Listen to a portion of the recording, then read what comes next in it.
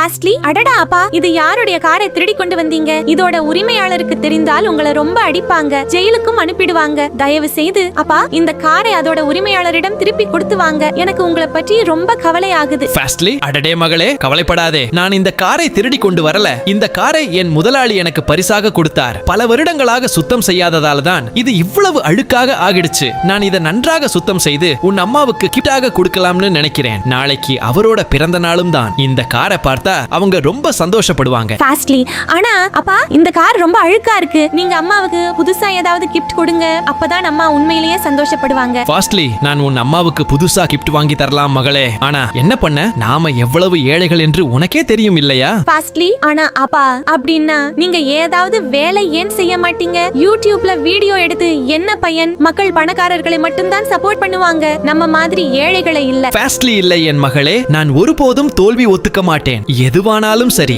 ஏன்னா நல்ல மனசுள்ள மக்கள் கண்டிப்பா நம்மள சப்போர்ட் பண்ணுவாங்கன்னு எனக்கு நம்பிக்கை இருக்கு. நீ பாரு, மக்கள் கண்டிப்பா நம்ம வீடியோக்கு லைக் பண்ணுவாங்க, சேனலை சப்ஸ்கிரைப் பண்ணுவாங்க, கமெண்ட்ல தங்கள் அம்மாவின் நீண்ட ஆயுளுக்காக ஒரு சிவப்பு ஹார்ட் போடுவாங்க.